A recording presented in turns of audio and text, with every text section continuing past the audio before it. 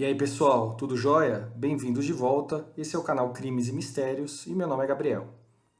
Hoje nós vamos apresentar o segundo vídeo do canal, é um caso bastante interessante, dos mais misteriosos que eu conheço, um evento que aconteceu há 85 anos, cheio de detalhes e pormenores, então talvez o vídeo fique um pouco longo, mas eu peço paciência porque vale a pena, é um caso bastante interessante.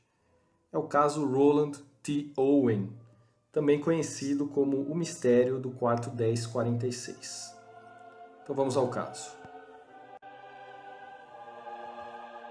Bom, esse hotel que vocês estão vendo aí é o Hotel President em Kansas City. Essa é uma imagem dos dias atuais, mas é um hotel muito antigo, ele já existia em 1935. E no dia 2 de janeiro daquele ano, um homem entrou nesse hotel para fazer o check-in.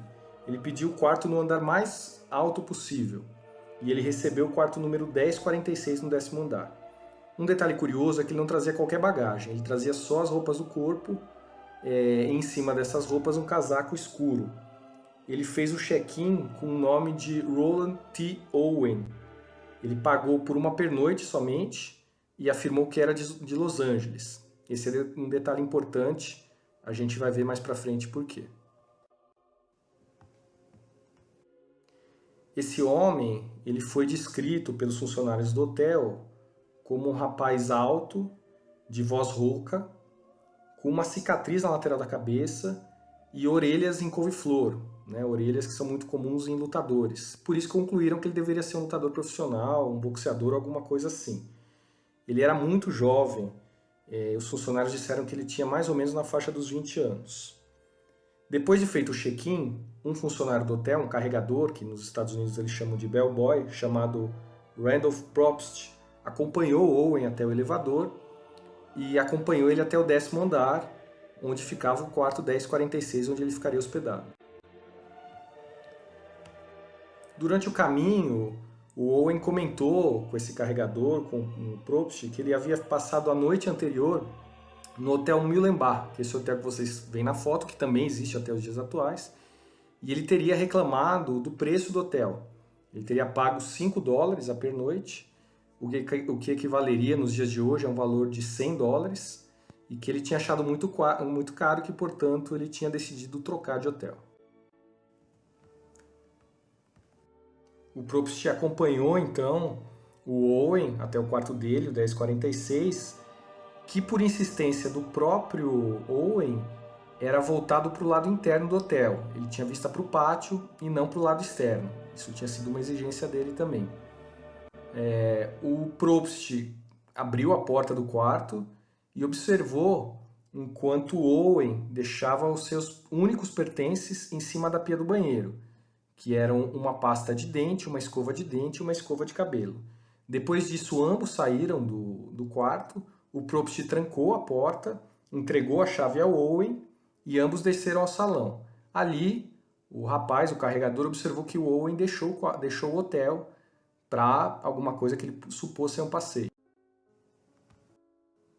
Algum tempo depois, uma mulher de nome Mary Soptic, que era uma funcionária do hotel, ela regressou do seu dia de folga para trabalhar no turno da tarde do Hotel President. E ela entrou no quarto 1046 para fazer faxina. E ela ficou surpresa porque quando ela saiu para o dia de folga, tinha uma mulher hospedada lá. E ela imaginou que ainda estivesse hospedada. E na realidade, quando ela retornou, ela ficou surpresa de encontrar um outro hóspede lá, que no caso era o Owen.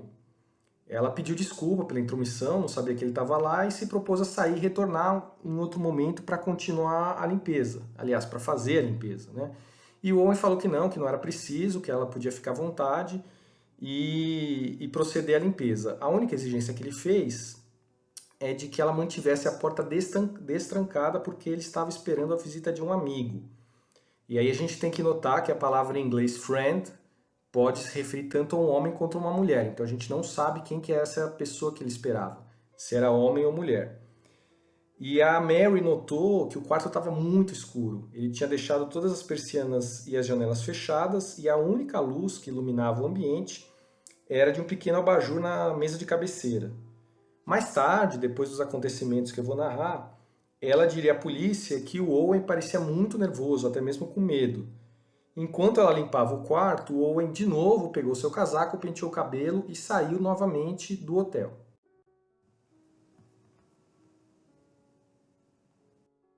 Antes dela sair, o Owen mais uma vez insistiu para que ela deixasse a porta destrancada por conta da visita do tal amigo. Ela sim fez. Por volta das 16 horas, ela retornou com algumas toalhas limpas. A porta ainda estava destrancada e a sala estava muito escura. E o Owen estava deitado na cama com o seu casaco, com que ele fizera check-in, né? E o que ela observou foi um detalhe interessante, é que em cima da mesinha, aquela mesa de cabeceira, onde tinha a única fonte de luz, lá o abajur, tinha um bilhete. E o bilhete dizia o seguinte: Dom, volto em 15 minutos, espere. Na manhã seguinte, a Mary retornou ao quarto 1046 por volta das 10h30 da manhã. A porta estava trancada, e por causa disso ela supôs que o Owen tinha saído, porque a porta ela só podia ser trancada do lado de fora. Então ela abriu com a chave dela a porta do quarto, mas se surpreendeu porque o Owen estava lá. E ele estava sentado no mesmo escuro que no dia anterior, tinha deixado todas as persianas fechadas, olhando para o nada. Era uma cena que ela achou meio bizarra. E em completo silêncio. E esse silêncio foi quebrado quando o telefone tocou e ele atendeu. E ele disse o seguinte: Não, Dom, eu não quero comer, não estou com fome. Acabei de tomar café da manhã. Não, não estou com fome. Então, aparentemente, ele estava conversando com o mesmo Dom para o qual ele tinha deixado um bilhete no dia anterior. Ainda segurando o telefone, o Owen perguntou a Mary, a essa empregada, algumas coisas sobre a função dela ali. O que ela fazia exatamente, quais eram os andares que ela limpava, se ela era responsável por todo o 10º andar, se o hotel poderia hospedar alguém por um período longo, como residência. E além disso, ele repetiu a queixa da taxa do Mullenbar, de $5 que ele tinha pagado na noite anterior. E depois de ouvir tudo isso, responder as perguntas dele, ouvir as suas queixas, ela terminou de limpar e saiu. E ela regressou depois, mais tarde, às 16 horas, com toalhas limpas, com toalhas novas. Antes de entrar, ela ouviu que dentro do quarto 1046, o quarto do Owen, ela ouviu duas vozes masculinas conversando. Então ela resolveu não entrar e sim bater na porta. Uma voz que ela não reconheceu, e portanto não era a do Owen, era de uma outra pessoa que estava no quarto, respondeu, perguntando o que ela queria. Ela falou que tinha trazido toalhas novas, toalhas limpas. E a mesma voz respondeu: Não, a gente não precisa, nós já temos toalhas. E ela sabia que isso era mentira, porque ela mesma tinha recolhido as toalhas limpas pelo período da manhã. Naquele mesmo dia mais tarde, uma mulher fez check-in no hotel. E ela recebeu o quarto 1048, que era o quarto ao lado do Owen. Ela se chamava Jean Owen, então preste atenção aí, existe uma coincidência no sobrenome, e ela era de uma cidade perto do Kansas City, chamada Lee Summit. Ela morava em Lee Summit, trabalhava em Kansas City e estava regressando para casa. Mas ela começou a se sentir mal e resolveu não dirigir de volta para casa. Resolveu parar no hotel e se hospedar. Então ela recebeu, como eu falei, o quarto 1048 para passar essa noite lá. O namorado dela trabalhava em Kansas City, numa loja de flores, e veio visitá-la em torno das 21h20 e ficou mais ou menos por 2 horas, e depois foi embora. E ela estava passando mal, ela queria uma noite tranquila, mas ela não teve uma noite tranquila. Ela ouviu muitas vozes, discussões acaloradas de vozes masculinas e femininas, que ela entendeu que estava acontecendo uma briga no quarto ao lado. E ela também ouviu o que ela descreveu mais tarde como um som ofegante, que ela supôs ser um ronco.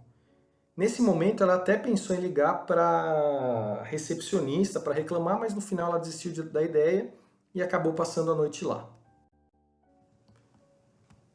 Além da Jean Owen, uma outra pessoa que observou algumas atividades incomuns naquela noite, no 10º andar do hotel, foi um homem chamado Charles Blocher, que era o operador de elevador noturno.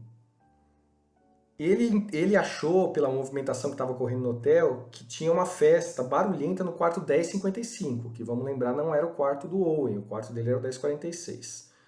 Algum tempo depois da meia-noite, ele levou uma mulher para o 10º andar. Essa mulher estava procurando o quarto 1026. O Blocher, esse operador de elevador, ele já tinha visto essa mulher várias vezes no hotel. E ele descrevia ela como uma mulher que frequentava o hotel com homens diferentes em quartos diferentes. Ou seja, a mulher era uma prostituta. Alguns minutos depois, ele retornou ao 10º andar e a mulher se queixou para ele que o homem com quem ela tinha combinado o encontro não tinha aparecido. Mas, obviamente, ele não podia ajudar e não podia fazer nada. Então, ele retornou ao 9º andar e cerca de meia hora depois, a mulher chamou ele novamente para que ela fosse levada ao saguão.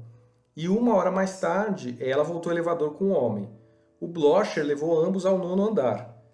Por volta, mais ou menos das 4 horas da manhã, a mulher deixou o hotel. E alguns minutos depois, o homem também seguiu o mesmo caminho e foi embora. Esse casal nunca foi identificado. A gente não sabe quem que é, nunca se soube de quem se tratava. E nunca se soube se eles tinham alguma relação com o quarto 1046 ou com o que veio acontecer naquele quarto que a gente vai falar daqui a pouquinho. Ainda na mesma noite, um trabalhador da cidade chamado Robert Lane, ele estava dirigindo pelas ruas de Kansas City e ele viu um homem correndo pela calçada. E ele achou a cena estranha, porque era uma noite muito fria e o homem estava somente com uma calça e com uma camiseta. E esse homem acabou acenando para o Robert Lane, achando que ele estava dirigindo um táxi.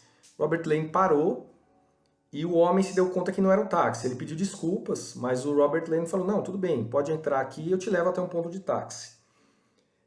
Na hora que esse homem entrou no carro, o Lane comentou, você não parece estar nada bem.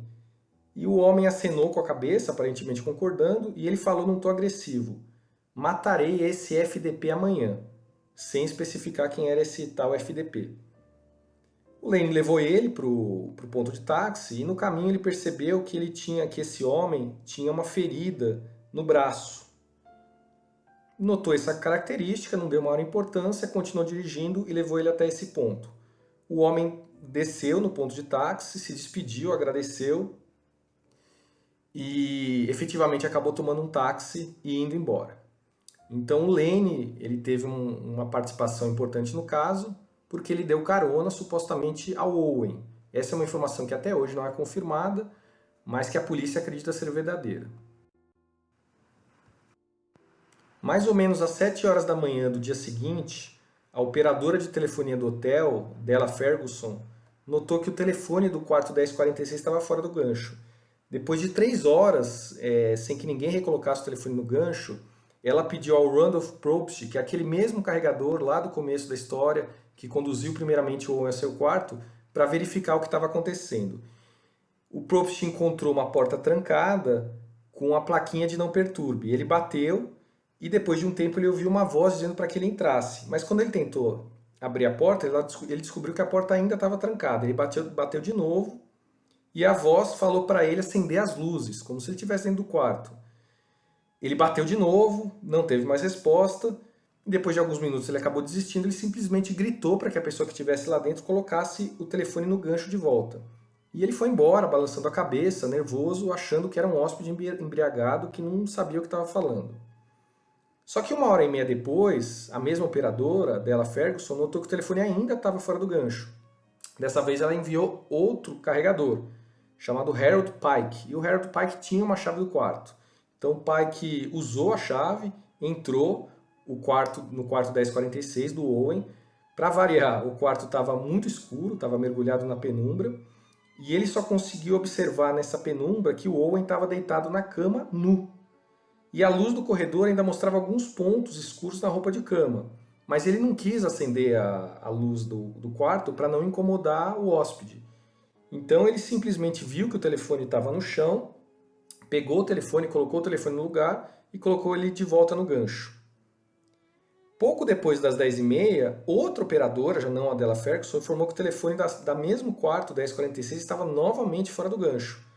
E aí o Probst, de novo, ele foi enviado para o quarto com uma chave para ver o que estava acontecendo. E de novo estava lá a plaquinha não perturbe. Aí ele abriu o quarto e entrou para verificar o que estava acontecendo e para colocar de novo o telefone no gancho.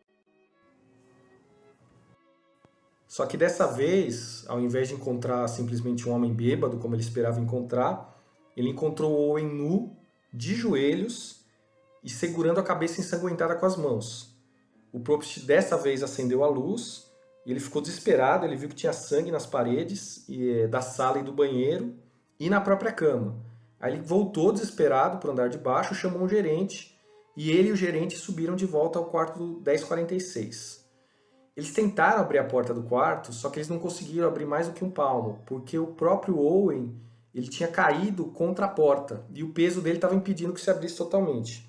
Eles forçaram durante algum tempo e eventualmente o Owen acabou se levantando. E os dois puderam finalmente entrar na sala. O Owen, com a cabeça sangrando muito mal, no estado de saúde péssimo, ele foi se sentar na beira da banheira. O gerente obviamente resolveu chamar a polícia e uma ambulância. E logo depois chegou um médico, o Dr. Harold Flanders, do Hospital Geral de Kansas City. Logo que o médico chegou, ele notou que o Owen estava amarrado com um cordão no pescoço, nos pulsos e no tornozelo.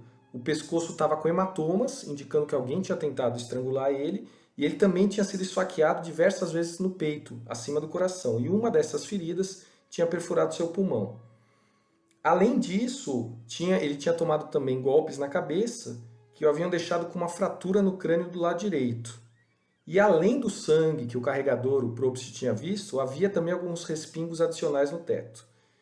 Bom, o Dr. Flanders fez os primeiros socorros, ele cortou as cordas que amarravam o pulso do Owen e perguntou quem tinha feito aquilo com ele. E ele respondeu ninguém. E aí, na minha opinião, ele acabou com qualquer chance de que aquele caso fosse resolvido. Ele não quis revelar, ele se recusou a revelar quem tinha feito aquilo com ele. Ele simplesmente disse ninguém. O Dr. Flanders então perguntou se ele tinha tentado se matar, o que parecia bem improvável, mas enfim ele fez essa pergunta. E o Owen negou, disse que não tinha sido esse o caso. Logo depois disso ele perdeu a consciência, foi levado na ambulância ao hospital e entrou em coma. Quando ele chegou ao hospital ele já estava em coma. E ele permaneceu em coma até a sua morte, que aconteceu pouco depois da meia-noite do dia 5 de janeiro. Nesse momento em que ele foi atacado, que a polícia chegou e o médico chegou, os investigadores do Departamento de Polícia de Kansas City já tinham notado que se tratava de um caso incomum, de um caso diferente. E eles começaram investigando imediatamente o caso. A primeira ideia que eles tiveram foi entrevistar a Jean Owen, aquela mulher que tinha se hospedado no quarto ao lado do Roland T. Owen, e que chamou muito a atenção da polícia pela coincidência do sobrenome e por ter se hospedado no quarto ao lado. Então eles detiveram a mulher, ela foi lá prestar depoimento, contou a história, contou a briga, os sons que tinham ouvido no quarto ao lado.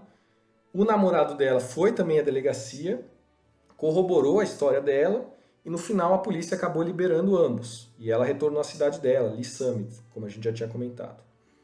E aí, nesse ponto, o Departamento de Polícia de Kansas City resolveu acionar a polícia de Los Angeles. Por que a polícia de Los Angeles? Aí a gente tem que voltar lá no começo da história, naquele detalhe que eu falei, que quando o Owen fez o check-in no hotel, ele informou no ato do check-in que ele era originário de Los Angeles. A polícia de Los Angeles fez uma investigação e não encontrou nenhum registro de uma pessoa chamada Roland T. Owen morando naquela cidade. O que levou a polícia de Kansas City a supor de que o Owen estava usando um pseudônimo quando ele fez o check-in no hotel. Naquela mesma noite, uma mulher anônima, que nunca foi identificada, ligou para a polícia de Kansas City dizendo que achava que o morto morava numa cidade chamada Clinton, no estado do Missouri. Essa informação não foi confirmada e ninguém sabe de quem se trata. Os médicos imediatamente fizeram uma autópsia no Owen e determinaram que ele tinha morrido dos ferimentos na cabeça. O Dr. Flanders, aquele que tinha examinado inicialmente o Owen e tinha dado os primeiros socorros, também examinou as manchas de sangue na sala. E ele viu que grande parte delas já tinha secado quando ele chegou, então ele calculou que as feridas tinham sido infligidas entre 4 e 5 da manhã daquele dia, que era consistente com o relato dos carregadores. Os detetives também fizeram uma busca bem detalhada no quarto 1046, procurando qualquer objeto lá. Só que o que chamou a atenção deles é mais o que estava ausente do que o que estava presente. Então, como a gente falou, ele não tinha ido com bagagem nenhuma e não tinha roupas no armário nem nas gavetas. A única evidência, além do que o Owen estava usando, era a etiqueta de uma gravata, indicando que ela tinha sido fabricada por uma empresa de New Jersey. E os detetives notaram que também faltavam no quarto shampoo, sabão e toalhas, o que era estranho, porque eram itens que eram fornecidos rotineiramente aos quartos, todos os dias. Não tinha nenhuma faca no local do crime, o que já levou ao descarte da hipótese do suicídio. Também o fato dele estar amarrado com cordões levava a descartar essa hipótese. E também um outro detalhe que os detetives notaram é que tinham 2 copos no quarto. Um deles foi encontrado na pia, faltando um pedaço, e o outro estava numa prateleira do quarto. Dos poucos itens que os detetives encontraram no quarto, chamaram a atenção um grampo de cabelo, um alfinete de segurança, um cigarro não fumado e uma garrafa cheia de ácido sulfúrico diluído. Eles também encontraram 4 impressões digitais muito pequenas, que eles achavam que deveriam corresponder a alguma mulher. E eles tomaram aquelas impressões digitais, acabaram comparando tanto com as impressões do Owen, que embora eles não acreditassem que se tratava do Owen, e dos empregados e empregadas do hotel que tinham tido acesso ao quarto e não foi encontrado nenhuma correspondência. Então a polícia procurou imediatamente a imprensa, e em Kansas City na época tinham 2 jornais noturnos e ambos publicaram a matéria na primeira página com o retrato falado do Owen, perguntando quem conhecia aquela pessoa, se alguém reconheceria.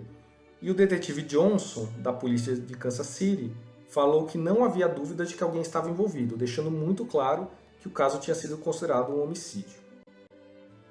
O corpo do Owen foi levado para uma funerária, onde antes de ser enterrado ele foi exibido publicamente, na esperança de que alguém reconhecesse o corpo. Entre os visitantes que foram até a funerária estava o Robert Lane, que é aquele homem que a gente contou há algum tempo atrás, que tinha dado uma carona, supostamente tinha dado uma carona, para o Owen. Ele identificou, ele reconheceu o corpo lá na funerária, inclusive com a ferida no braço que ele tinha visto. Também é interessante notar que naquela mesma noite tinha o relato de vários barmen que testemunharam um homem que correspondia à descrição do Owen na companhia de 2 mulheres. A polícia descobriu também que antes do Owen se registrar no President Hotel, um homem que correspondia à descrição dele tinha permanecido no Mullen Bar, como ele mesmo já havia falado, para os funcionários do Hotel President, sob o nome de Eugene K. Scott, e também disse que era de Los Angeles. A polícia de Los Angeles foi acionada novamente e, para surpresa de ninguém, também não foi encontrado nenhum vestígio de que alguém com esse nome vivesse na cidade. Antes disso, o Owen tinha ficado em outro hotel de Kansas City, o St. Regis, na companhia de um homem que nunca foi identificado. Então a polícia resolveu procurar quem era o Don, que tinha sido citado no bilhete, que a Mary lera, naquele momento, e que também tinha falado no telefone com o Owen. Só que eles também não deram sorte e não conseguiram achar o Don. Talvez ele fosse o homem que estivesse lá com a prostituta, ninguém sabe, nunca se soube. Ele era a voz estranha que disse à empregada, a Mary, para não se preocupar em trazer toalhas limpas? Provavelmente, mas isso nunca ficou provável. Don era o homem que tinha dito para o Lane que ele mataria quando ele fez aquela afirmação, vou matar aquele FDP. Era esse homem? Ninguém sabe. Era o homem que estivera no Hotel St. Regis com ele? Também não se sabe. 9 dias após a morte de Owen, um promotor de luta romana chamado Tony Bernardi identificou o Owen como um homem que tinha procurado para participar de lutas. Então talvez ele tivesse realmente um histórico de lutador, como aquela questão do formato das orelhas sugeria. E o Bernardi disse que o homem deu para ele o nome de Cecil Werner, ou seja, seria mais um pseudônimo que o Owen estava usando. Até aquele momento, todas as pistas estavam levando a crer que Roland T. Owen era um pseudônimo, não era um nome real. Mas a polícia estava com muita dificuldade em descobrir sua verdadeira identidade, muito menos do seu assassino. O grampo de cabelo, que foi um daqueles itens que foi encontrado no quarto, além das vozes de homens e mulheres que a Jean Owen ouvira como o que ela acreditava ser uma briga, apontavam para um assassinato que teria se originado de um triângulo amoroso. Mas isso ficou só no campo da especulação. Algum tempo depois, a polícia já estava até resignada a aceitar a morte como mais um caso não resolvido, e que seria arquivado. E no início de março foram feitos preparativos para enterrar o Owen, né, em uma cova anônima sob o nome de John Doe. John Doe é o nome que se dá nos Estados Unidos a pessoas anônimas, né? Existe um paralelo no nome feminino, Jane Doe, também se usa para mulheres anônimas. Então, como a polícia achava, e já tinha quase certeza naquele ponto, que Roland T. Owen era um nome falso, ele ia ser enterrado como John Doe. Só que aconteceu uma coisa bastante interessante. Antes dele ser enterrado, o chefe da funerária recebeu um telefonema anônimo. Do outro lado da linha, um homem pediu para o enterro ser adiado até que ele pudesse mandar dinheiro suficiente para cobrir os custos de um funeral decente. Esse homem afirmou que Roland T. Owen era de fato o nome verdadeiro do morto e que o Owen estava noivo da irmã dele. O diretor da funerária ainda falou que esse homem misterioso falou que o Owen tinha se metido em encrenca e que a polícia estava no caminho errado. Até aí podia se tratar de um trote. Só que logo depois o dinheiro realmente chegou. Esse dinheiro veio para a funerária por um serviço de entrega. O entregador era anônimo, não se identificou. E o Owen foi finalmente enterrado no cemitério Memorial Park. Ninguém compareceu ao funeral, né? Ironicamente, a não ser os detetives que estavam interessados no caso. Só que mais dinheiro foi enviado de forma anônima posteriormente para um florista local, para ele pagar um buquê de rosas pela sepultura. Esse buquê de rosas ele foi acompanhado por um cartão para ser colocado junto com as flores. E o cartão dizia: Amor para sempre, Louise. Simplesmente isso. O caso foi esfriando, como era natural, devido à falta de pistas. Isso até o final de 1936, quando uma mulher chamada Eleanor Ogletree soube de um relato de um assassinato pela revista American Weekly.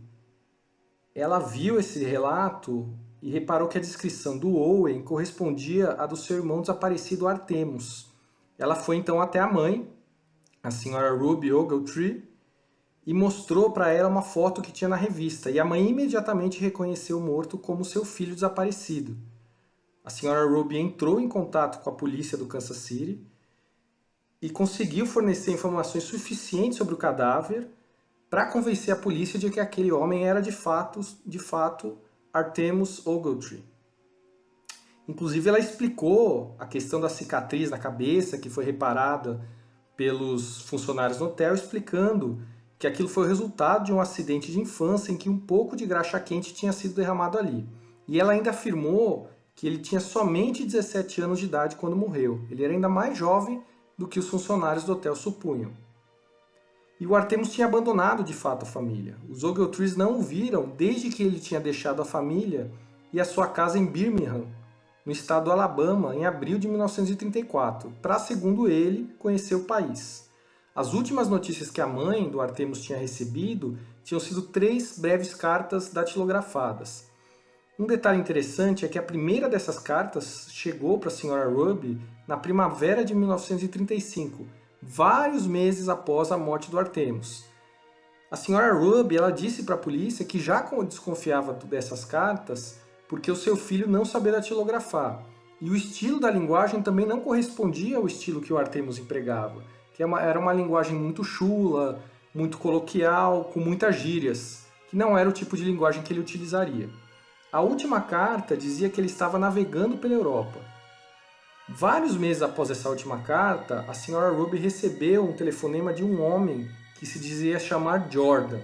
Esse Jordan disse que Artemus tinha salvado a vida dele em uma briga e que agora vivia no Egito e que tinha se casado com uma mulher muito rica no Cairo. Ele disse ainda que o Artemus seria incapaz de escrever porque ele tinha perdido um dos seus polegares justamente nessa briga em que havia supostamente salvado a vida dele. Era uma história meio bizarra, difícil de acreditar, mas a senhora Ruby permaneceu conversando com ele por mais de meia hora, o que era natural para uma mãe que estava desesperada atrás de informações de um filho desaparecido. Ela lembrou que o Jordan falava de um modo descontrolado e irracional, mas que ele parecia de fato ter conhecimento em profundidade da vida do Artemus, e isso interessou demais a ela. A questão estranha é que se ele tivesse viajado em qualquer momento antes da sua morte, ao Egito ou qualquer outro país, não havia qualquer registro dessa ida, nem sob o nome de Artemus, nem sob qualquer outro pseudônimo que ele estivesse utilizando.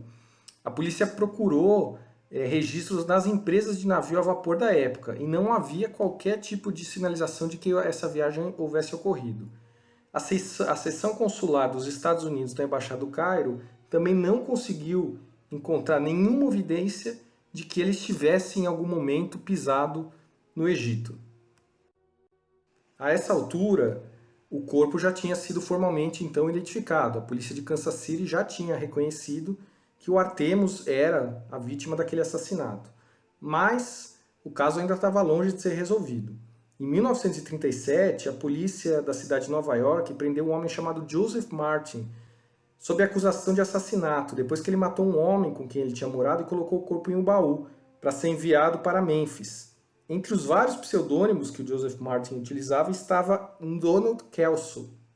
E esse pseudônimo, Donald Kelso, chamou a atenção da polícia de Nova York por ela supor que poderia ter alguma conexão com o Dom, da história do assassinato do Artemus. Ela alertou a polícia de Kansas City, que chamou esse homem para depoimento e chegou a comparar a caligrafia dele com as das cartas enviadas para a senhora Ruby, mas não conseguiu achar nenhuma conexão entre ele e o caso e ele acabou sendo liberado.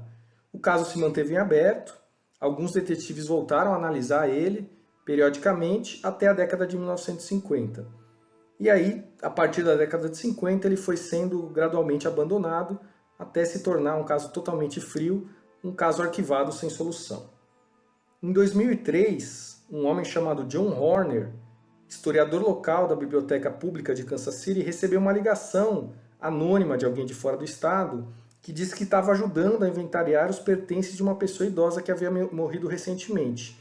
Entre esses pertences haveria uma caixa de sapato cheia de recorte de jornal relacionado ao caso. E segundo essa pessoa, também haveria um dos itens mencionados nas notícias. Aqueles itens que a gente mencionou, o grampo, o alfinete, o cigarro não fumado, um desses itens estaria na caixa. Mas ele não identificou qual item seria. E tampouco identificou a si mesmo. Então a história acabou morrendo por aí. Bom, o caso nunca teve solução, 85 anos se passaram, provavelmente nunca terá, mas surgiram teorias as mais variadas. Houve ligações telefônicas para a polícia alegando que o Artemus foi morto em retaliação por ter rompido um noivado, o que corroboraria aquela história do dono da funerária que recebeu um telefonema dizendo isso. Também havia insinuações de que teria ligação com o crime organizado, porque Dom era um nome muito comum, né, para ser utilizado para chefes mafiosos. Se sugeriu que esse Dom ele tivesse tido ajuda daquela prostituta que subiu no hotel na noite para matar o Artemus, mas tudo especulação. Na verdade, o que a gente tem é um monte de perguntas sem resposta, né? Por que o Artemus estava usando pseudônimos, né? Nomes falsos? Você pode supor que, por ele ser menor de idade, segundo a mãe dele tinha 17 anos, em 1935, ele teria adotado outras identidades para poder fazer coisas que um menor de idade não poderia fazer. Seria uma explicação, mas outras perguntas seguem em aberto. O que ele estava fazendo em Kansas City? Quem matou ele? Né? Por quê? Quem era Louise, da carta, do buquê de flores do enterro dele? Quem era o Jordan, que ligou para a mãe dele e parecia conhecer tão bem a vida dele? Quem enviou dinheiro para pagar o funeral do Artemus? Quem realmente escreveu as cartas para a senhora Ruby?